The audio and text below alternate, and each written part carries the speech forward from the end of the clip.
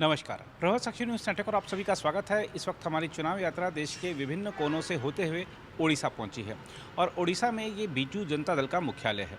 हम आपको बता दें कि हमने जब देश भर की यात्रा की तो तमाम क्षेत्रीय दलों के हम कार्यालय गए।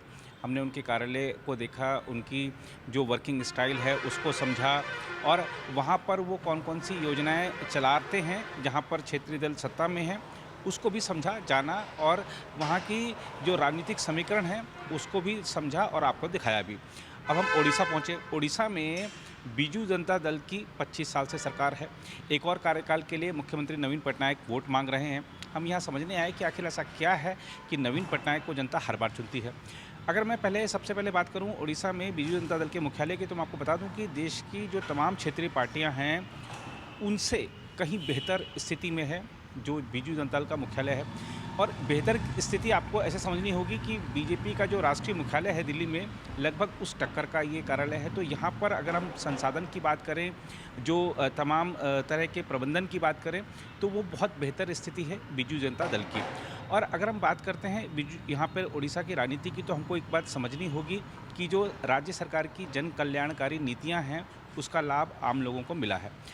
ओडिशा में नवीन पटनायक क्यों बार-बार जीत रहे हैं, इसको समझने के लिए कोई बहुत ज़्यादा शोध करने की ज़रूरत नहीं है। आपको गरीबों से मिलना होगा, आपको जो ऐसे व्यक्ति जिनको आपको लगता है कि इनके पास शायद कुछ नहीं होगा, एक बार आप जाके उनसे बातचीत करें, आपको पता चल जाएगा कि नवीन पटनायक क्यों दिलों में बसते हैं।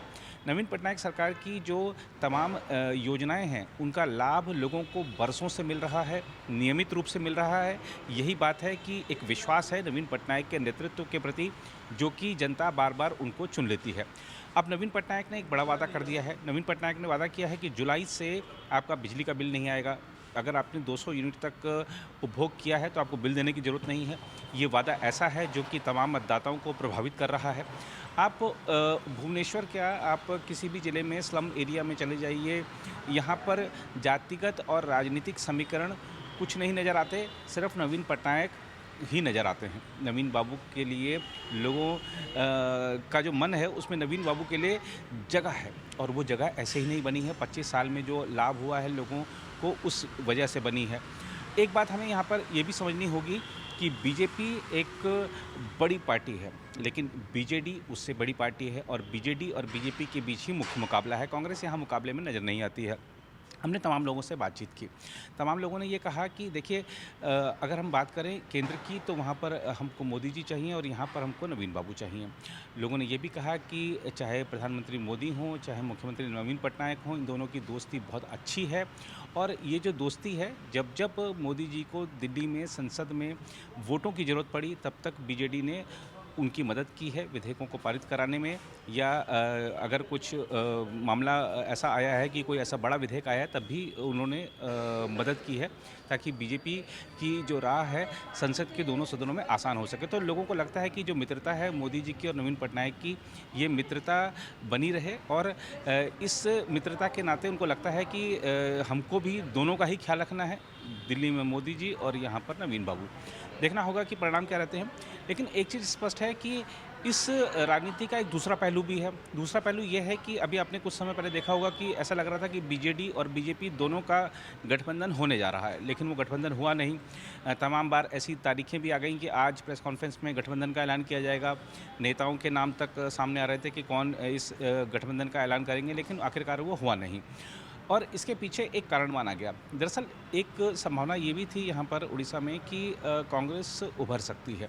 कांग्रेस को उभरने से रोकने के लिए बीजेडी और बीजेपी दोनों के बीच ये तय हुआ कि हम दोनों अलग-अलग लड़ें, ताकि कांग्रेस को यहाँ पर पैर पसारने से, पैर फिर से जमाने से रोका जा सके। तो ये एक और थ्योरी है बीजेडी बीजेपी के जो दोस्ती की या दुश्मनी की जो तमाम कहानियाँ हैं, उसमें एक ये भी हमने यहाँ पर लोगों से सुना। तो देखना होगा कि क्या परिणाम रहते हैं। लेकिन अगर हम बात करें विपक्ष की, तो विपक्ष ये कहता है, शुरू से कहता रहा है कि बीजेडी आरजेडी और बीजेपी एक ही हैं।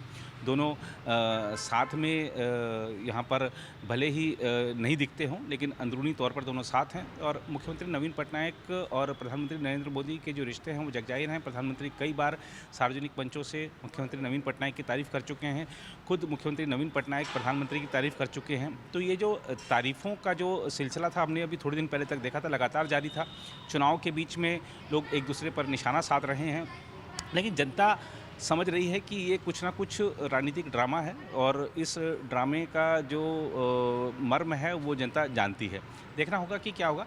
लेकिन एक बात हमें समझनी होगी कि बीजू जनता दल को स्थापित करने में नवीन पटनायक की जो भूमिका रही है, आज उनका चाहे पार्टी के संगठन का मामला हो, चाहे राज्य सरकार की नीतियों का सफलतापूर्वक कार्यान्वयन हो, दोनों में नवीन पटनायक ने सफलता हासिल की है। हम आपको बता दें कि बीजू जनता दल का जो चुनाव चिन्ह है वो शंख है और शंख का मुकाबला यहाँ कमल के फूल से है।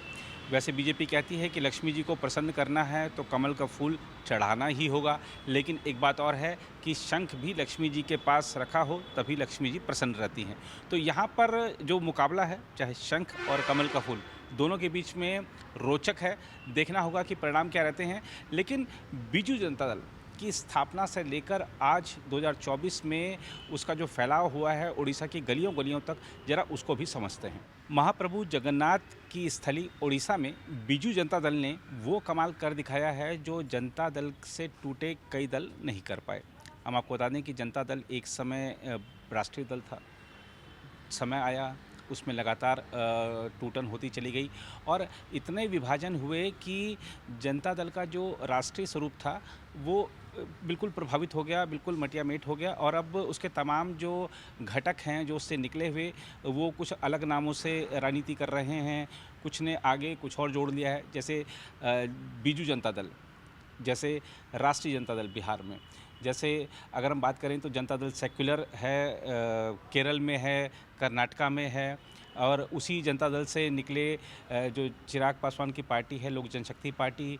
अगर हम हरियाणा में बात कर लें तो इंडियन नेशनल लोकदल, उत्तर प्रदेश में राष्ट्रीय लोकदल। तो ये सारा का सारा जो जनता दल का एक स्वरूप था, राष्ट्रीय स्वरूप था, उससे लोग निकलते चले गए समय आते आते। और एक चीज़ देखी जाए तो जनता दल का जो भाग्य था उसमें शायद विभाजन और विभाजन ही लिखा हुआ था, इसलिए लगातार उसकी जो विभाजन होते गए, तमाम जो क्षेत्रीय छत्रप थे उन्होंने अपने नाम को जोड़कर या कोई और नाम आगे पीछे जोड़कर जनता दल का एक नया ढांचा खड़ा कर लिया।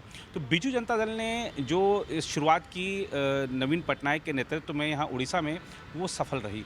और इस कदर सफल रही कि आप देखिए कि अगर उनको यहाँ पर छठा कार्यकाल मिल जाता है तो वो सिक्किम के पूर्व मुख्यमंत्री पवन कुमार चामलिंग का रिकॉर्ड तोड़ देंगे, जो कि 24 साल 100 दिन से ज़्यादा मुख्यमंत्री पद पर रहे। तो नवीन पटनायक 78 वर्ष की उम्र में एक नया रिकॉर्ड गढ़ने की ओर बढ़ रहे हैं। देखना होगा कि मतदाता क्या उनको इसकी इजाज़त देते हैं।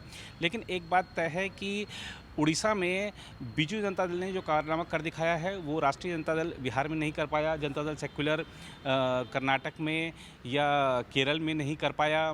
और अगर हम बात करें इंडियन नेशनल लोकदल की, तो उसने ज़रूर एक बार हरियाणा में अपने बहुमत के साथ सरकार बनाई थी, लेकिन उसके बाद वो पार्टी भी टूट गई, उसमें से भी एक जननायक जनता पार्टी निकल गई। तो ऐसे जो जनता दल के जो घटक थे, जो जनता दल से जो टूटकर जो दल आए थे अस्तित्व में, वो बीजू जनता दल जैसा चमत्कार तो नहीं कर पाए। तो इसका सफलता का श्रेय, बीजू जनता दल का सफलता का श्रेय मुख्य रूप से मुख्यमंत्री नवीन पटनायक को जाता है।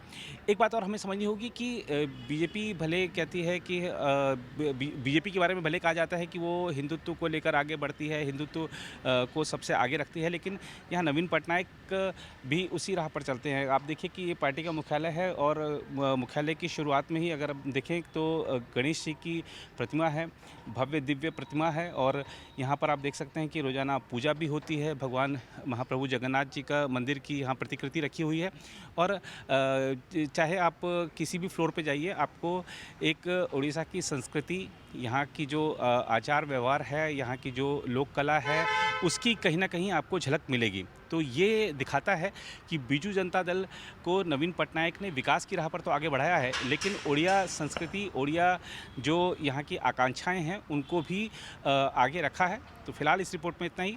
हमें लगता है कि उड़ीसा की राजनीति के बारे में और ख़ास तौर पे बीजू जनता दल की कार्यशैली के बारे में, यहाँ पर कैसे नवीन पटनायक कितने सालों तक राज कर रहे हैं, इसके बारे में हम आपको आसानी से समझा पाए होंगे।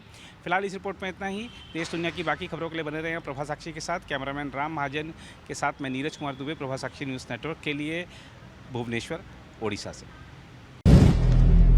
अगर आप भी लेना चाहते हैं देश दुनिया की तमाम जानकारी तो आज ही सब्सक्राइब करें हमारे चैनल को। साथ ही नीचे दिए बेल आइकन को जरूर दबाएं ताकि हर अपडेट आप तक पहुंच सके।